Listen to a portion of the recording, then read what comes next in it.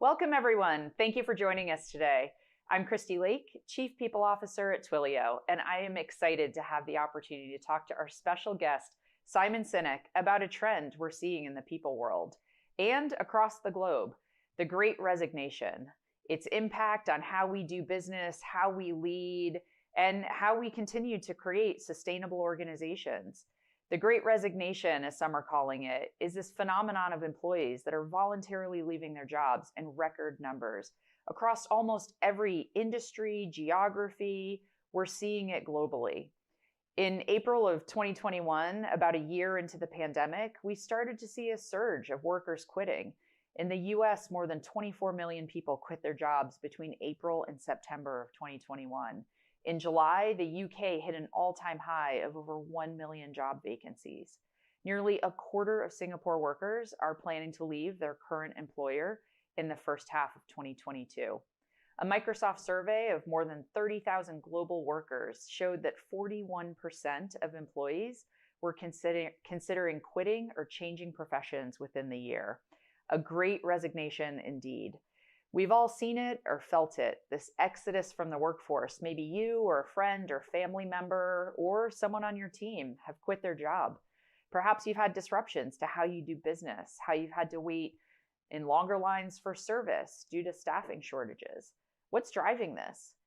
Employees are burnt out. One study of knowledge workers across 8 countries found that 71% had experienced burnout in the last year. To escape it, they're leaving their employer or their workforce altogether. And experts expect the quitting to continue. So what does this mean for employees? And how will employers and you as leaders attending today respond? Here with us to discuss how you can create a workplace where employees are motivated to stay and do their best work is best-selling author of Start With Why and The Infinite Game, Simon Sinek. Welcome, Simon. It is wonderful to have you here with us today. You are known for your wildly successful books and TED Talks, but a lot of people may not know that you got your start in ethnography, which is studies of human cultures and societies. Well, my background is not in ethnography. As a chief people officer, in many ways, I'm studying people and our culture here at Twilio every day. I've been a huge fan of your work. It's been extremely impactful and influential in the people world, going back to Start With Why. So it's all the more exciting to have you to talk about this really important topic that I think every leader in every industry is really grappling with and coming to terms with. The world has changed a ton in the last 2 years, including meaningfully the way we work. People were sent home to work remotely. Some are coming back to the office. Is it back to what it used to be? Is it something, better and new? So I'm really curious, just to start off, what questions should employers consider as they determine what this future of work looks like for them? Well, good to see you, Christy. Thanks for having me. So I think what's so fascinating about the working world right now is that it is in complete flux. Everything's been thrown up into the air, and quite frankly, we're not 100% sure where all the pieces are going to land. And I think a lot of things are on the table. People are questioning, do we need a corporate headquarters or not? That's being debated. What is the role of remote work? If it's possible, why should I come to the office? I've heard stories of people picking up the phone and calling their CEOs, calling their bosses and saying, "Oh, it's so fantastic. Our family's living the dream. We've moved to Florida." And the company's like, "But we're in Kansas."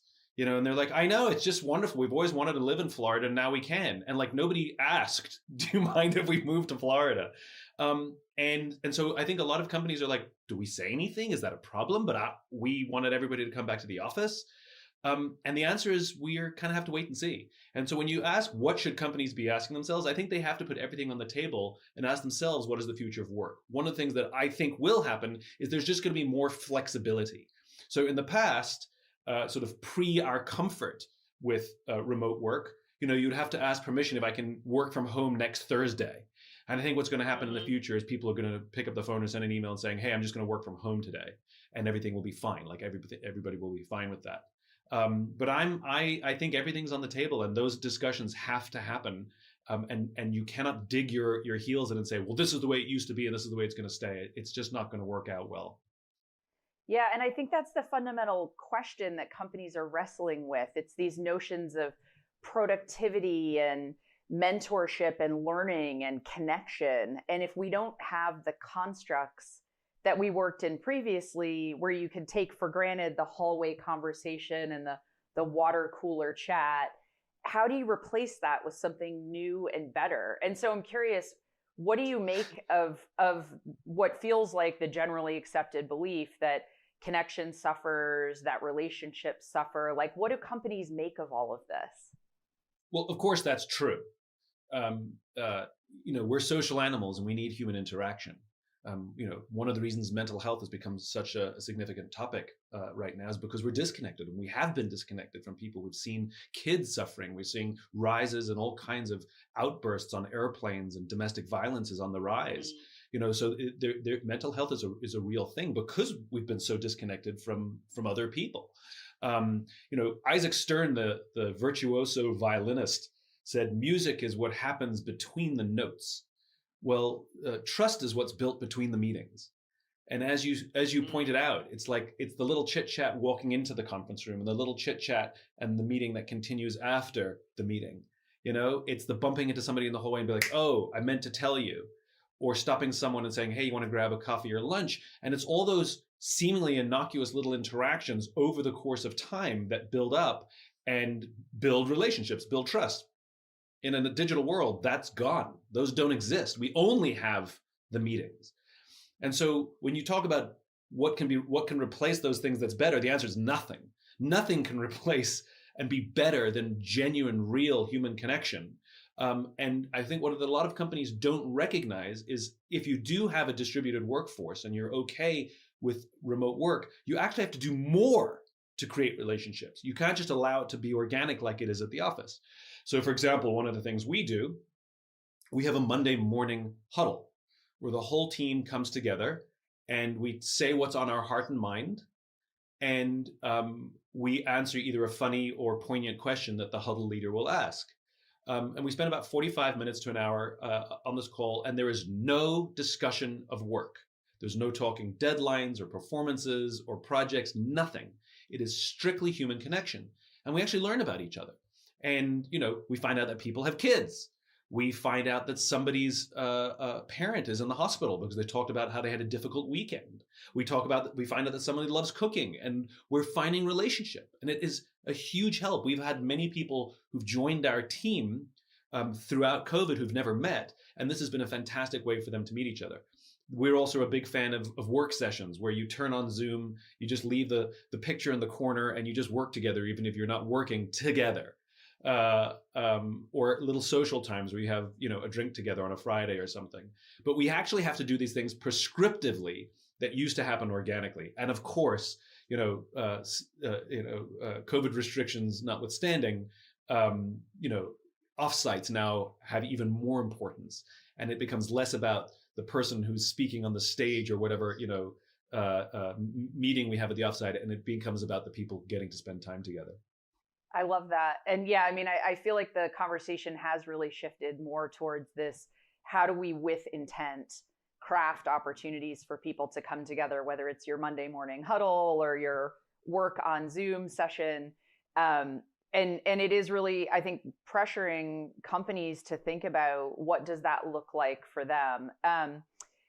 Related to that, a lot has certainly been written in the belonging and inclusion space, that whilst we've been working from home more broadly, underrepresented populations have not had some of the experiences that they would typically have, whether it's microaggressions or different things that happen throughout the day. And so how do you think that looks in the future when populations are more able to opt out of the in-person, whether I'm a parent or any other identity that would choose to be home more often? Where do you think that nets out over time when people are given the opportunity, some in, some out?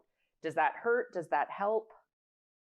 Well, I think what we're talking about is empathy, it becomes even more important. This as an HR practitioner, which is the importance of listening and finding out where people stand and how they feel. We are social, we're emotional animals, and we react and make decisions based on our feelings, which include ego, fear, anxiety, all the things. And sometimes, and we know this from our personal relationships, sometimes the decisions we make based on our emotions aren't necessarily the best forever, but that's how we feel now. And so I think it becomes very important when somebody makes a request that is different than what the company was expecting or intending, that you sit down and you listen, rather than saying, no, this is how we're doing it. You want to find out, that person needs to feel seen and heard. One of the, I'm a great believer that the world is always balanced. I don't believe in good and bad. I think that, there's always a cost for the things that go well. And there's always lessons learned or something to be gained from when things go wrong. And I think one of the things that happened with, definitely with COVID and the murder of George Floyd, is it held up a mirror and it revealed a lot of things that we either didn't see or only some of us saw, as you said, like microaggressions. And it became starkly clear to see the difference and recognize, I get this here and not there. And so I think one of the huge advantages is we can point to these things and talk about them rather than just what was before saying, I feel uncomfortable, but I don't know what it is. And rather, I can explain to you what's making me uncomfortable. And I think the idea of working together to find common ground, and like I said, most importantly, that people who raise their hand and say something's wrong or I'm uncomfortable, that they are made to feel seen and heard, is absolutely vital. So empathy has to run through all of this. But I think there's huge advantages that come out of this, and I think we can improve corporate culture as a result. Yeah, I love to hear that. And I think it puts pressure on all of us as employers to really think about creating equitable experiences, whether it's a remote first or some hybrid combination of how do we ensure that folks that may choose different paths still have access to, career development and opportunities, because at the end of the day, we're here to do good work and hopefully continue to learn and grow. And so I think the pressure is definitely on. Speaking of which, much has been written and experienced, this massive shift in what I would call the power dynamic.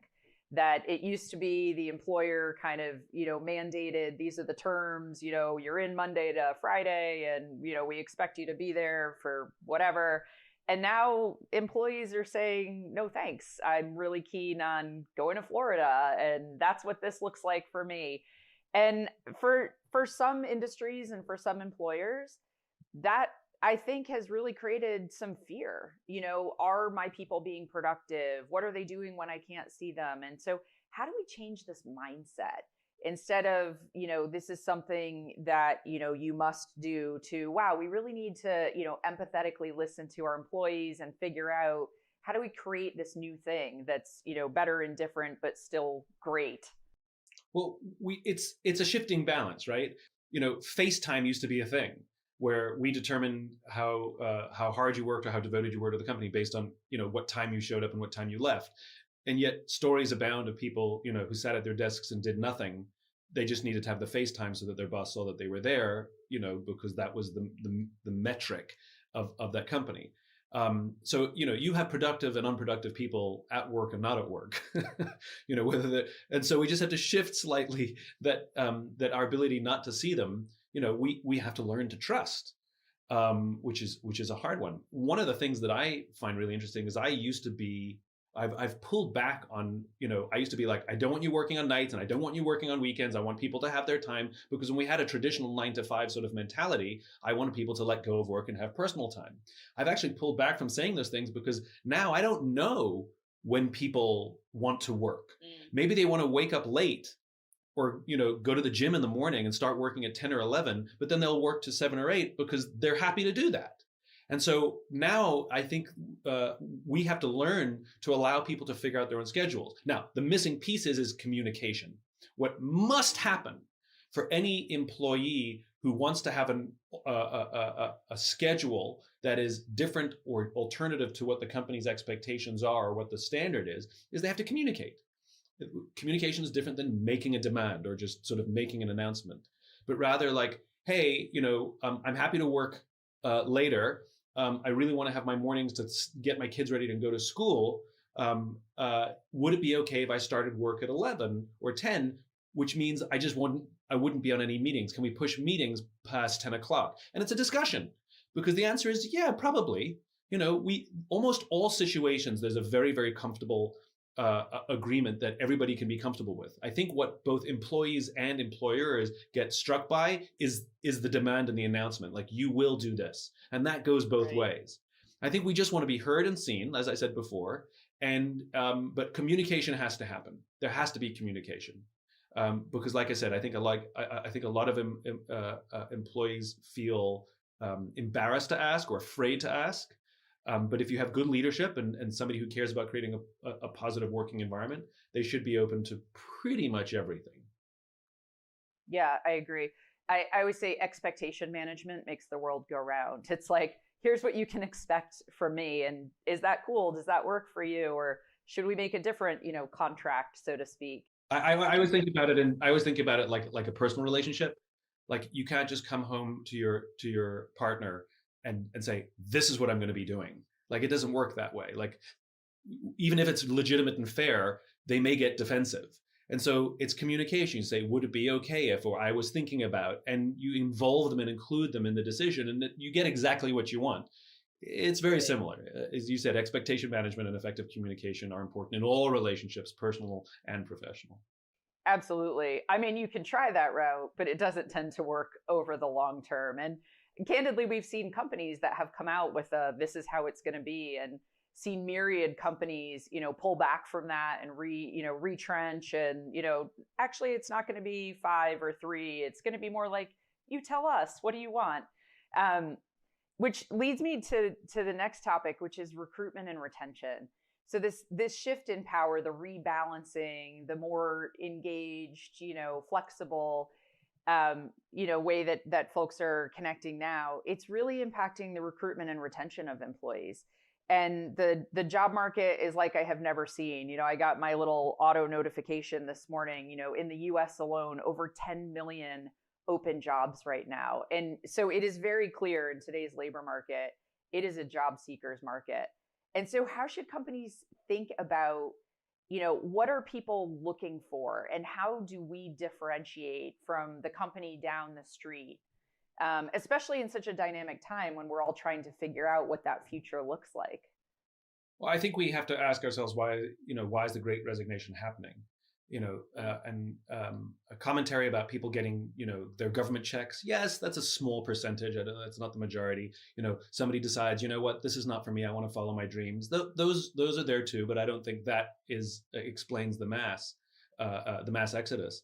I think one of the things we're not talking about, that this is very much an indictment against years and years and years of substandard corporate culture, where for years and years and years, companies have taken advantage of or mistreated frontline workers. They've paid them less because they needed the money and they needed the job and they could get away with it.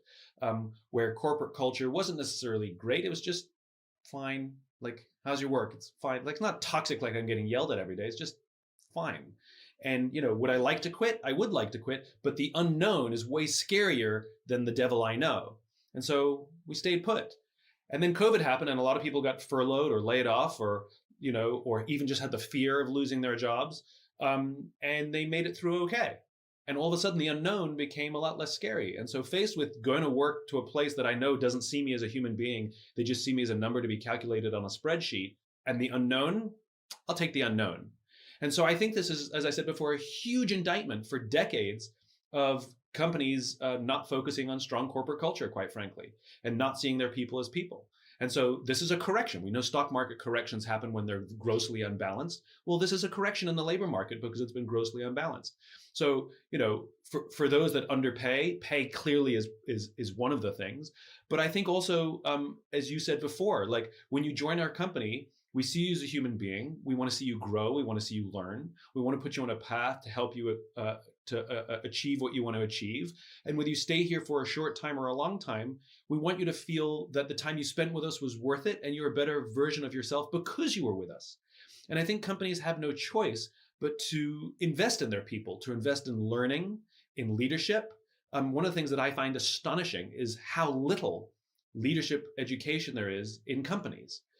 We give people tons of training when they join the company to teach them the platforms and the products, and we give them tons of training we give them mentors, and they can apprentice also that they can be good at their job. But as they make their way through the organization, we give them little to nothing. We don't teach people listening skills. We don't teach people how to give and receive feedback. We don't teach people how to have an effective confrontation or an uncomfortable conversation. We don't teach those skills. They are just skills. And when you wait many, many years of not doing that, what you get is exactly the situation we're in now. It is worth noting that the companies with very strong corporate cultures who have been investing in these things are suffering a lot less. Yes, they're still having people leave to follow their dreams and those things, but those are positive. But the ones who are, giving a certain finger as they're walking out the door and saying, "I don't need this," those companies are suffering those situations a lot less because their people have gratitude. I had a manager once who will chuckle if she is listening to this, who coined the phrase. She said, "We have generations of managers that were raised by wolves," which, to your point, haven't gone through the formal training and had the years of experience to really become excellent people managers who understand how to work collaboratively and treat their teams well and help them grow and develop. And I think it makes a ton of sense that the day of reckoning for that is now upon us. And so it's interesting. I mean, to your point, maybe some people did check out entirely and follow their dreams in a different path. But broadly, I've been calling this period the Great Reshuffle, because yes, people are leaving companies, but they are joining companies on the other side.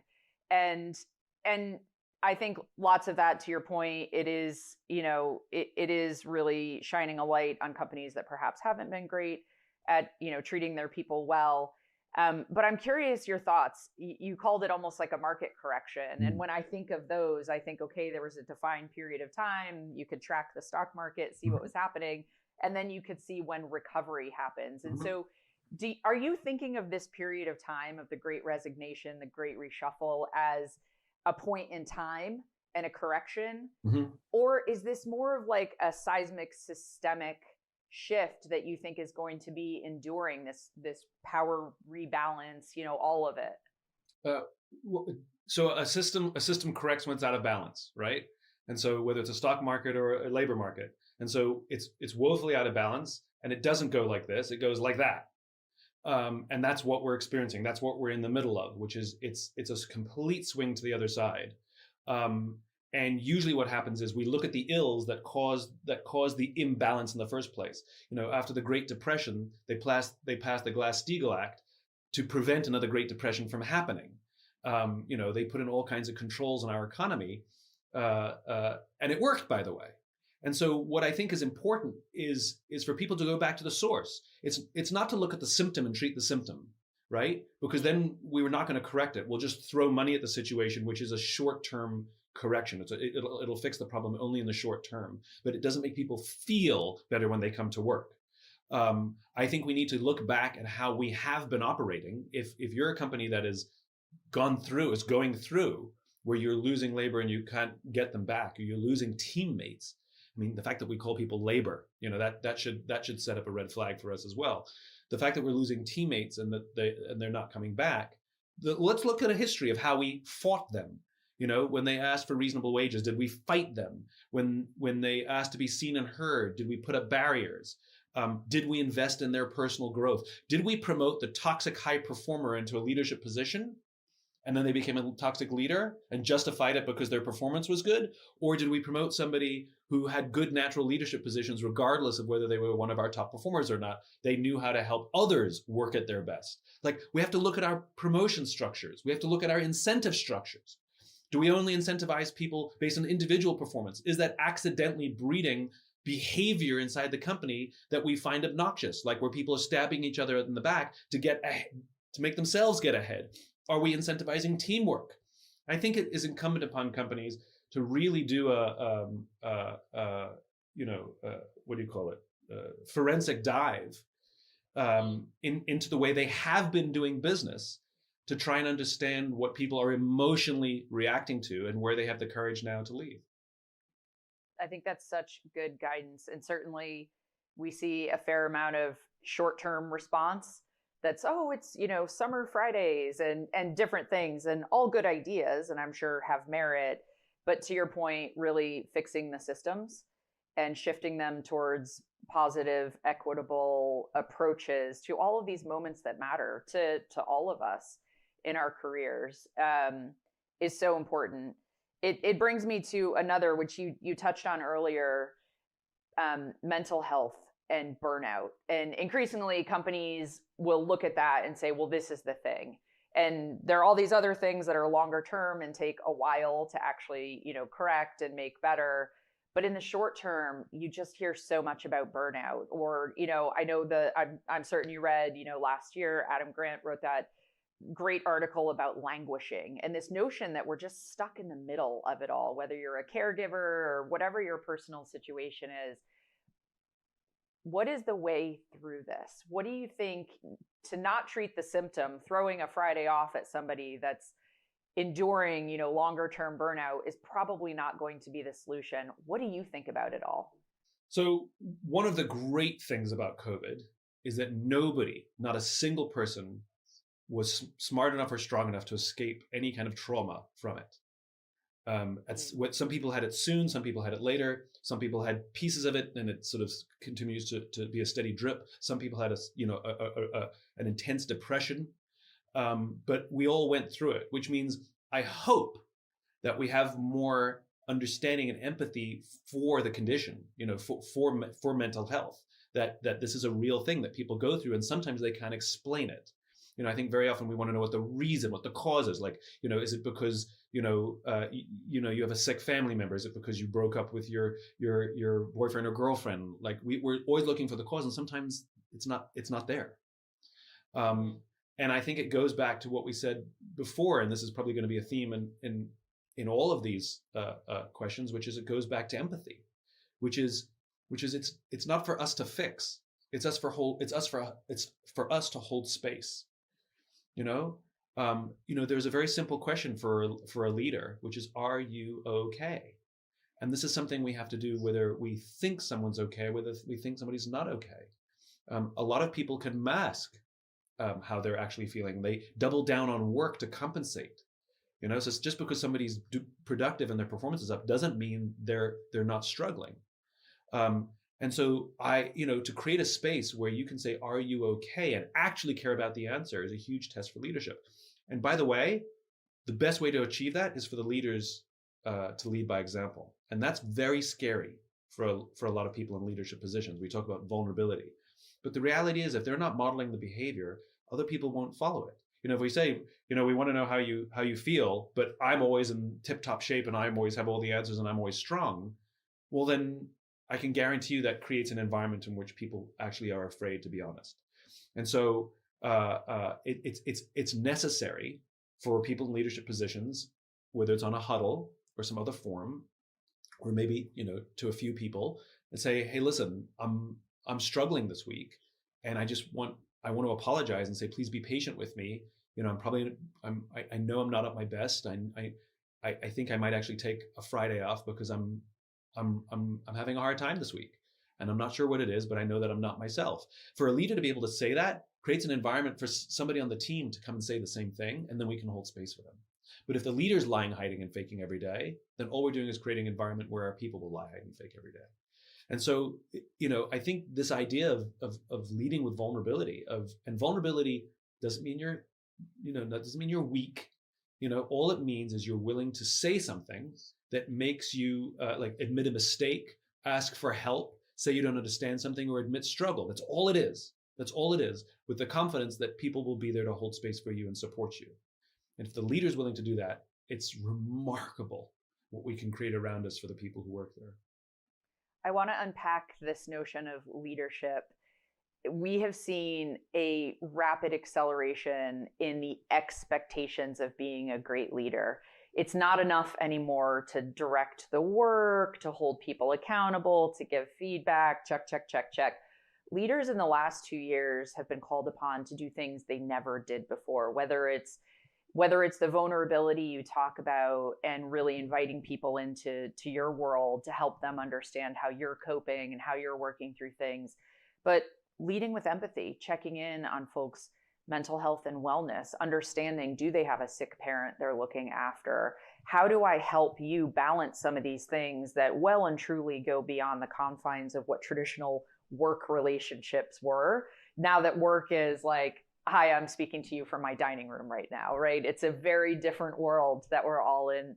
And so, what do you think about modern leadership, and is that sort of whole person empathetic leadership, is that where we will be, or do you see some retrenchment where folks are like, hey, I actually would like some separation between work and home, and let me just do my thing, and I don't want to talk to you about what's going on with grandma or whatever it may be? The answer is there's no one size fits all. And when we create a corporate culture that leads with empathy, and where people are put at the center rather than performance is put in the center. Some people, leaders have bad habits, but sometimes teammates have bad habits. I've been doing this for 20 years. Leave me alone. I don't want to tell you my feelings. And we can't expect everybody to change in this at the same time. It's like if we all go to the gym at the same time, we won't all get in shape at the same time. We're different. And so part of a leadership journey for people in leadership positions is patience and the willingness to hold space for them even when they're resistant, because we know it's good for them even if they don't know it's good for them. And that's okay. And sometimes it just, again, I think one of the things that's drastically missing here is that leadership is a skill. And the best leaders are students of leadership. All the best leaders I've ever met, the ones who literally what they've accomplished, what they've done, the love and loyalty that they command, they do have the sort of the credibility to say, I think I know what I'm doing. They don't. They read articles, they read books, they watch talks, they have conversations about it constantly. It's like, no, there's no such thing as a perfect parent. Parents are constantly talking to other parents and reading books about little things that happen, that they're trying to be better parents, and things that happen that they didn't expect. Well, leadership's the same. It is a constant education, and the best leaders are constantly learning. They should be doing it by themselves. They should be doing it informally, forming a book club, for example. I'm a huge fan of book clubs for companies that say, well, we can't afford a leadership curriculum. Like, you can afford a book, and have book clubs, just voluntary, people who volunteer to come and discuss a few chapters every few weeks. But also for companies to now provide that training. And I listed some of the things before, which is we cannot expect that people know how to lead if we don't teach them how to lead. Like, we can't expect somebody to know how to do anything if we don't teach them how to do anything, and how long does it take for a kid to walk? Like, we know there's a process, and you follow the process, and some kids walk early and some kids walk a little later, but we know 100% of people will learn to walk. It's like, it's just a process. It's the same. Like, everybody can learn how to lead. It doesn't all happen at the same time, but we have to teach. We have to provide forum for discussion. And whether we like it or not, it happens in the company. We would love it to happen in high school. We would love it to happen in universities or MBAs, and it didn't. The college systems are terrible. Absolutely abysmal at teaching leadership. They teach management. Maybe there's a leadership class with one, okay leadership professor. And so the responsibility falls on the company, whether you like it or not. Yeah, that's such a good point. And leadership, like all other things, is trial and error, and there is no one size fits all. But I think folks that are in positions of leadership right now are really grappling with, how do I do this in the context of everything that we're dealing with right now? Something else, going back to the burnout topic, I mean, when we think globally, the trends and the market correction in the space of work is definitely upon us. We see broadly in Europe a lot of these right to disconnect laws. Even here, I'm based in California, I believe you are today as well. There's some legislation that's being proposed about a 4-day work week. Whether it passes or not, unlikely. But we're seeing now governments stepping in and saying, wow, we have an issue here, and it's time to do something about it. Do you see that as a solve, putting these mandates? Because I'm reflecting on what you said earlier. It's like, you may have someone on your team that's, hey, I go to the gym at 10 a.m. and that's my happy place. I'm equally happy to be online at 8 p.m. And so do you see these government corrections being part of the answer here? Usually when government gets involved, they're considering one side and not the other, and they usually over or under legislate. It's either government never gets it right. It's over here or it's over here. He's going to piss off somebody, you know. And I think so let's just game out the 4-hour work week. Okay, so there's a movement for a 4-hour work week in California, and if government legislates it, it will create a bunch of unforeseen problems for customer service things, or where you have to react to things. I mean, who knows? I can guarantee you they haven't thought of every consideration. But what it does say is that companies need to start asking themselves, should we be considering a 4-hour work week? And how does a 4-hour work week work for us? Because the government won't get it right, but we may be interested in this. And so I think when these things show up in legislation, what it says, it's on people's mind and people are asking the questions. And I think instead of knee-jerking and just fighting against these things, I think companies need to, leadership needs to sit down and say, should we have a 4-hour work week? How would that look for us? How would it work for us? Would it work for our kind of business? What if we can only give it, what if it works really well for some people, but not all the people? Then how do we make sure everybody, it creates a lot of questions that I think we have to go through the process of trying to figure it out. And if the answer is, we could do something, again, involve the people. Are you interested? Which then raises a whole new question, which I think is also something that's showing up in distributed workforces, is what does a full-time job mean? And older, and when I say older, I mean in age, leaders are really struggling to understand that, if you're a full-time employee and I'm giving you insurance, then you're not allowed to do anything else.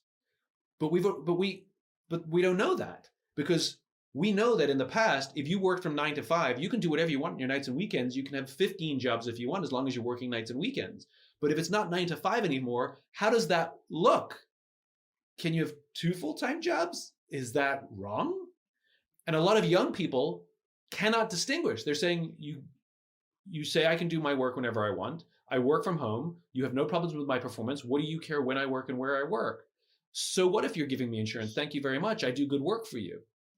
And I can guarantee you that young people are having these conversations and they are not encumbered by sort of traditional way of working, and they have much more of a blank sheet of paper. Now, I'm not saying it's right or wrong. I'm saying that it's best to have these discussions yourself, because if you're not having the discussion yourself, then the hammer of legislation will probably come down and solve a few problems and create a bunch more. I believe legislation happens and should happen when there's massive resistance and there is something that needs to happen, and for whatever reason, companies dig in and refuse to do it. I can give you plenty of examples of great versions of legislation. But I think when it comes to regulating what a work day looks like, I think companies need to start having serious conversations and start reimagining. Again, as I said at the very beginning of this, which is it's all in flux. Everything is in the air, and there is no certainty right now. Nobody knows what the future of work is going to look like. None of us. It's like everything's being tossed up and everybody's looking up wondering. Well, we can be a company that just waits. Where is it going to land? Or we can be a company that's actually pioneering and innovating what the future of work could and should look like. And by the way, we're doing it with our people. We're not doing it by dictatorship, like this is what's going to happen, but rather we're working with our people and we're all figuring out what works and what actually makes for a really great place to work, where you can actually be really productive and do really well as a company as well, where we can all take pride that we are reinventing what the future of work looks like together. And I'd rather it happen at a company level than at a government level. Yeah, I agree. And by the way, thank you for validating the world in which I live, which is complete uncertainty. Nobody has the answer, and we're all trying to figure it out. I feel very seen in this moment. Yeah. And to that end, I'm actually reflecting back. I remember everybody wants you to tell them what it's going to be, right? Yeah. Like, please give us the playbook. I don't know when it came out, but it feels like it has to have been like almost 10 years ago. There were all of these predictions about what the future of work was going to be. And I remember there being so much talk about the gig economy. And, as it started, Uber and, delivery services started coming online, and that became more of a reality. It was like, oh, you can have this side hustle and the day job. But no one in like corporate world imagined a gig economy where you would have your software developer who also worked for, ideally not a competitor, but another of those types of enterprises. Right. And we've seen these articles of people having two jobs during this period of time. Now, personally, I'm a little more tenured and I can't imagine having a second job or a side hustle, but for folks earlier in career, it's definitely something they're thinking about. So I think it's just really interesting to hear you talk about the recontracting. You didn't use that word, that's my application, but of what work looks like and what is okay in the confines of what we expect of you. And are you a free agent other than that? I mean, it's a brave new world out there. And the answer is there's advantages and disadvantages. And I think where it becomes dangerous and insidious is when there's a lack of communication, when people are lying, hiding, and faking, where a team member goes off and moonlights, but they're moonlighting when there's an expectation that they're going to show up, to do certain things for one company, for their what, let's call them, their primary employer. And it's the lying, hiding, and faking, and think that you can get away with two things simultaneously, because poor performance will suffer and people will start asking questions. And it'll start with, are you okay? But I can guarantee you can't keep these things secret. We live in an online world. It's all going to show up online. And I think to simply raise your hand and say, I have an opportunity. It's not it's not a direct competition, but I want to talk to you if this is realistic. Can you help me try and figure this out? Because it's something I would like to do. And it's really about communication, and people are afraid of communication. And this opens up an entirely new conversation about a young generation that's coming to work. And I think one of the things that, if we do not address it now, it'll only create problems for both the team member and the employer and the company, which is it's a generation that's actually very uncomfortable with confrontation, right? And disproportionately high number of young people who break up with somebody who they've been dating for 4 or 5 months by ghosting them, or they'd rather have difficult conversations over text rather than in person if you're in a relationship and you're fighting, right? Or leaving alternative voice memos at each other rather than having a conversation. And so one of the things that we're seeing is, like, I'll give you a real life example that I've heard of a few times. Somebody quits in sometimes dramatic fashion and sends an angry email that you don't appreciate me, you don't pay me enough. It never occurred to them to simply call up their boss and say, hey, I'd like a raise, please. And that the choice between having an uncomfortable conversation or making that request in a constructive way is so uncomfortable that they choose quitting. And I've seen this happen a lot. And so I think it becomes important to us that if we aren't teaching these skills of how to have uncomfortable conversations, how to speak up for yourself, how to talk about, creating an arrangement that may be different from what my boss is used to from the 20 years that they've been working, and how we can work together to fashion the future of work. If we don't actually start teaching those skills and having those conversations, that what we're going to end up with is people just quitting not because it's a bad corporate environment, it's because they don't know how to have a conversation to talk about something that's uncomfortable, difficult, or make a request. I mean, you and I are old enough that, if we go back, now, if you go back to it's really funny. If you go back to the 50s or 60s, you never asked for a raise, but you didn't quit either. You just remained unhappy, right? And then we reached a time period where, no, I'm asking for the raise. I'm refused to remain unhappy. But we're now in a period where I'm not going to ask for the raise, and I'm not going to remain unhappy. I'm just going to leave. I'm just going to ghost. I'm just going to go. Which again, it's an employee market right now. And so in the short term, you'll probably land another job and you'll be okay. That, again, it's gonna find a balance. Everything we're living in is short term, even if short term is the next few years. And I think if we're talking about helping people grow and become better versions of themselves forever, then I think the skills that we teach won't only benefit them at work, it benefits them at home. In other words, that young person that we teach how to have a difficult conversation and how to have an effective confrontation so they can ask for a raise and probably get it if they're good, that skill set comes home too, where I learn how to have a conversation with my partner in something uncomfortable. That skill set goes to the way I treat my children and treat my friends. So we're making better human beings here. It just so happens that it benefits the company as well. Absolutely. But we got to teach the skills. We have a lot of work to do. This brings me to another topic. You released a book recently, which I promised you we wouldn't talk about, but The Infinite Game. And you talk about this concept of trusting teams and this creating an environment where people can work at their natural best, can have these open conversations. Hopefully we've taught them the skill of how to ask for that which they, would like to have happen. But what does it look like for people to be working at their natural best? And how can employers create this environment? So one of my favorite definitions of what a trusting team looks like, and I think it's a story I tell in the book. I went on a business trip to Las Vegas, and they back when we had business trips, and they were very nice. They put me up at the Four Seasons in Las Vegas, which is a beautiful hotel. And the reason it's a beautiful hotel is not because of the fancy beds. Any hotel can buy a fancy bed. It's because of the people who work there. That when you walk the halls and somebody says hello, you get the distinct feeling that they wanted to say hello, not that they were told to say hello. We're highly attuned social animals. We can tell the difference. Anyway, they happened to have a coffee bar in the lobby. And I remember one afternoon, I went and bought a cup of coffee, and the barista working that day was a kid named Noah. And Noah was funny and charming and engaging. And I stood there for far too long talking to Noah because I just so enjoyed talking to him. And I remember I asked him, do you like your job? And without skipping a beat, Noah said, I love my job.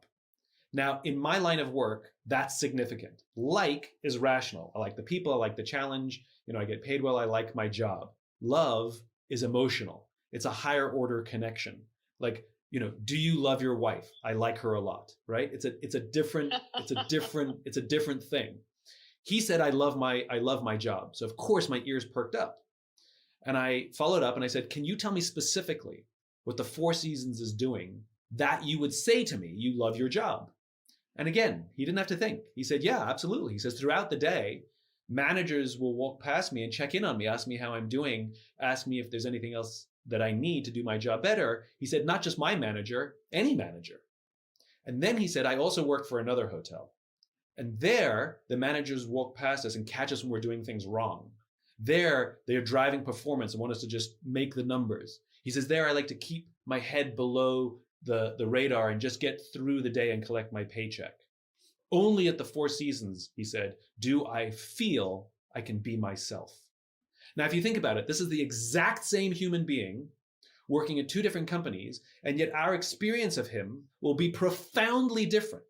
And his performance will be profoundly different, not because of the person, but because of the leadership environment in which he's working. And the number of times we blame the person, right? I get this question all the time, how do I get the most out of my people? People aren't a towel, you don't wring them out.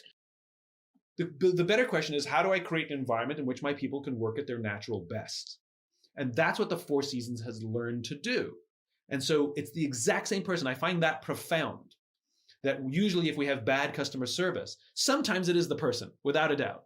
But it's amazing that if there's a company that's plagued with substandard performance or substandard customer service or short-term performance, or they can't keep hold of employees, it's almost rarely, it's almost never the people and almost always the leadership environment.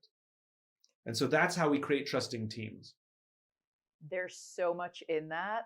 I mean, one tangent is, my gosh, how do we replicate that catching them at their best, that asking how we can make the environment better? How do you do that in a virtual world? Certainly there's surveys, there's actual conversations you can have, but that in the moment feedback that helps people, and the not my manager, but maybe a manager over here who observed me doing a thing, like there's so much to that of how do you replicate that? And not just leadership, peers, right? Mm-hmm. companies that have robust peer recognition, people feel that people will work much harder for peer recognition than the recognition of their boss, right? Remember, most systems are set up that you only have to please one person to advance your career. That's pretty much it, right? But companies that have robust peer recognition programs, a real sense of belonging and willingness to sacrifice actually is more likely to happen from the group. So there's little things and big things. So little things, again, we do this. Little things, high five. On every meeting, we say, remember, high fives can happen at any time, right? And so anytime, at any point, at any time, it just randomly happens in random meetings. Somebody says, I need to give a high five to Christy. Christy, you stayed up late with me the other night as I was struggling to get this thing, and I just want to say thank you. And it's done in a public forum, right? It's done in a public forum where I am expressing gratitude to you, and it feels good, but it feels good to everybody else, and they want to work to that standard as well.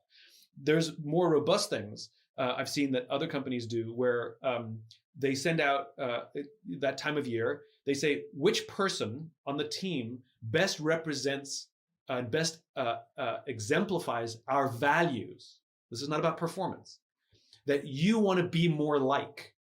And people submit essays nominating their peers. And then a group of volunteers read through all the essays and then goes and interviews all the nominees and then culls through it and makes a decision as to who best represents our values. And they have an event to announce it.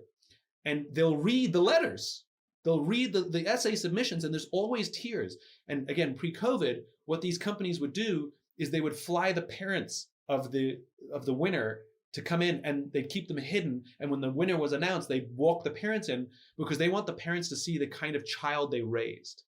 And it's rarely the highest individual performer. But this is somebody we all want to be more like. And it makes us, and nobody, when somebody gets a promotion or a raise, they don't deserve it, I deserve it.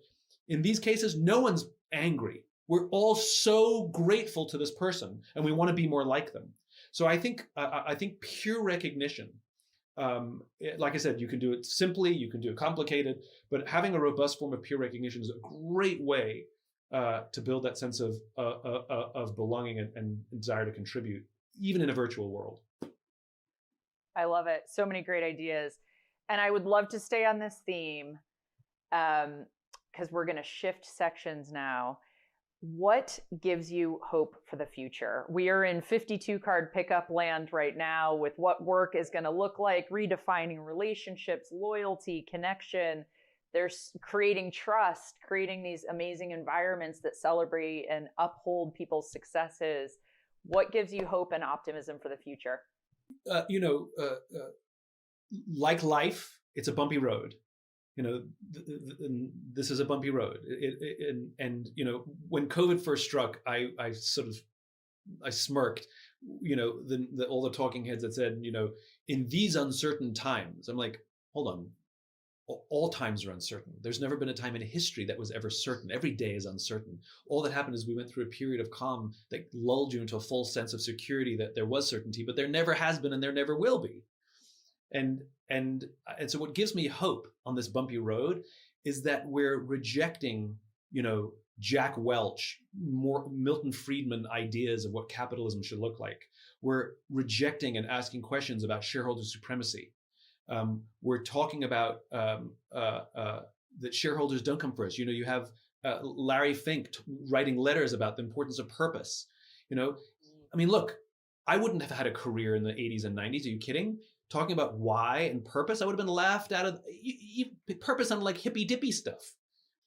I joke that it's embarrassing that I have a career. There should be no demand. I talk about trust and cooperation. There should be no demand. But the fact that there is, and people want to talk about this and learn about this, the fact that it's a public conversation, we've talked about some very mushy, gooey things that are perfectly acceptable conversations. In fact, they have to be had in a work environment.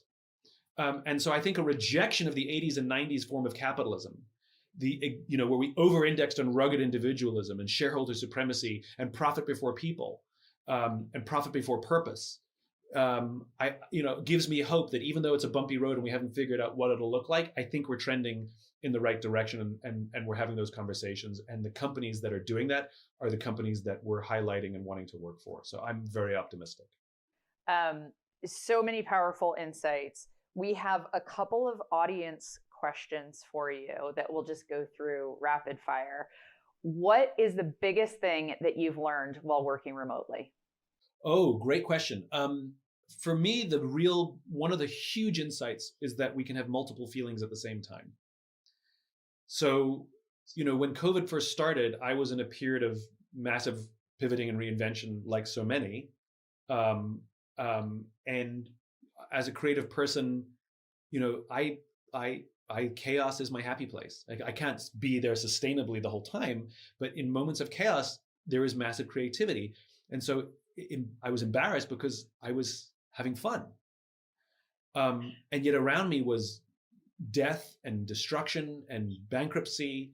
And I was very torn. Like, I can't be enjoying myself. I have to feel sadness and guilt.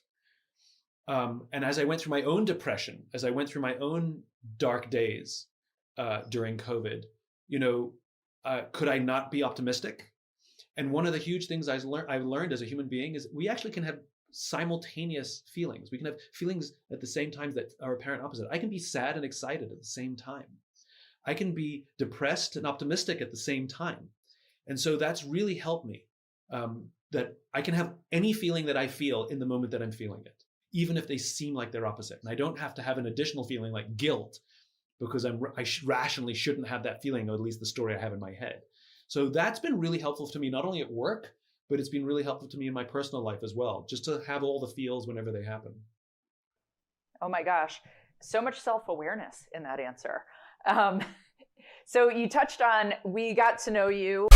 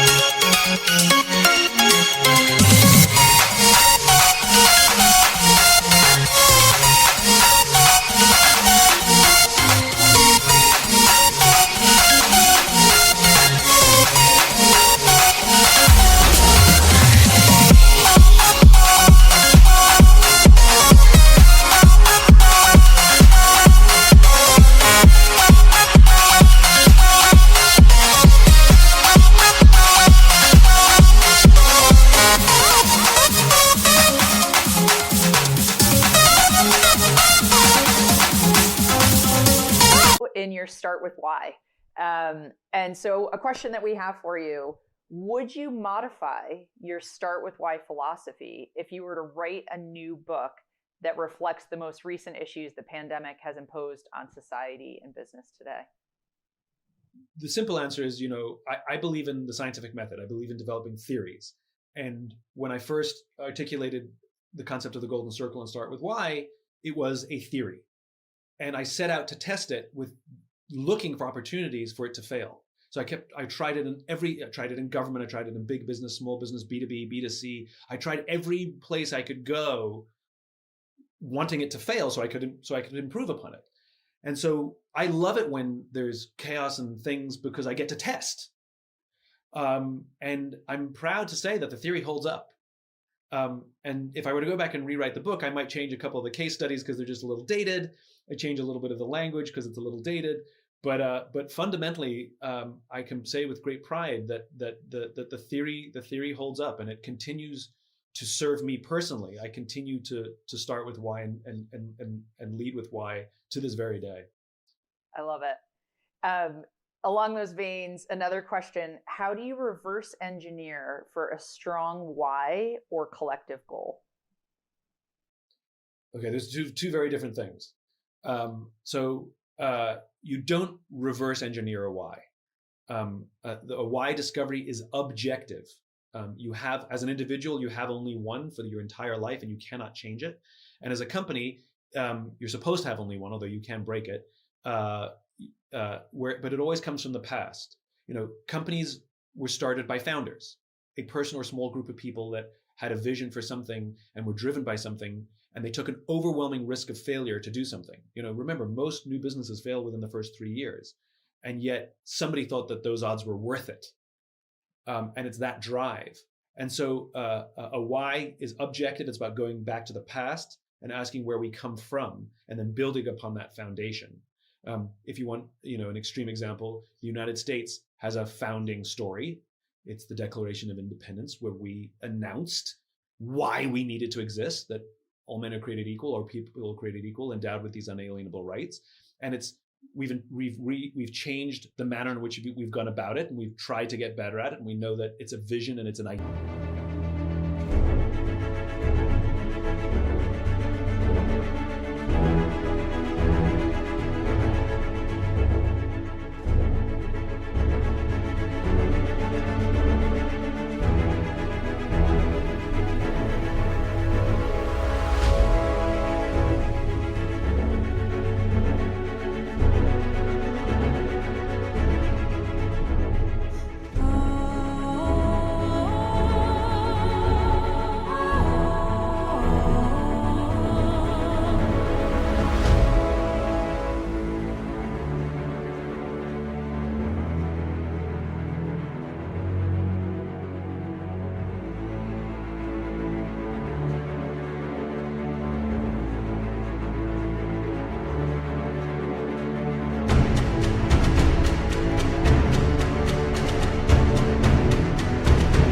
Deal, but in nearly 250 years, it hasn't changed. It still remains where we come from.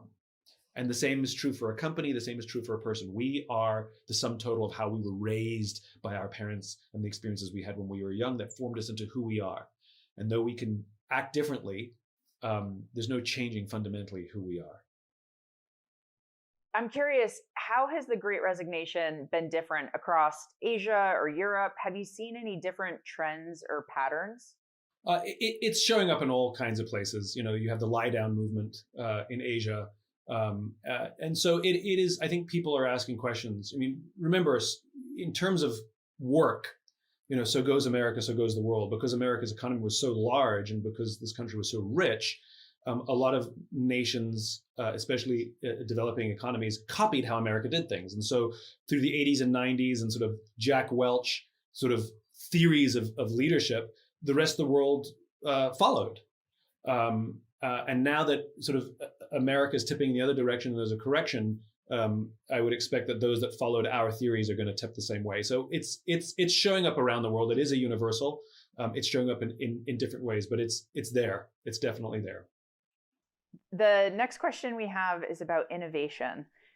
Innovation has an inherent financial risk and operational risk because failure is its most common prequel. Yep. In a risk-averse organization, how do you promote investment in innovation when a positive outcome is not guaranteed? Well, I mean, asked and answered. You don't. I remember talking to a company. I was talking to the CFO, and I asked him what his priorities are, and he said, "My priorities are innovation and efficiency." And I went, "Well, good luck with that."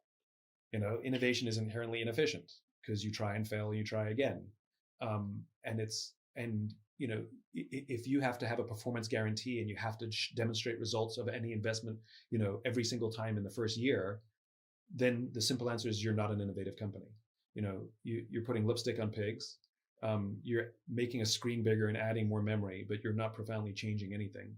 And you will always be a follower, not a leader. So, to ask me to reconcile how you do it in that environment, the answer is you don't. You have to have a profoundly different tolerance for risk to have innovation. Now, that doesn't mean you have to shift the entire company. The way to do it is entrepreneurially, which is where big, more risk-averse companies can still innovate, or not even just big ones, risk-averse companies can still innovate, is you create entrepreneurial ventures where you put somebody who, if they succeed, they're going to make their career, and if they fail, they might break their career, but they like those odds.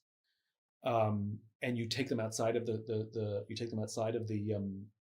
standard hierarchy, They report only to the CEO, who gives them, and if there's inefficiencies, like if they hire somebody, we already have somebody for that. They want to hire a different supplier, but you leave them be. They manage their own budget. They do whatever they want, and you treat it as if it's its own thing.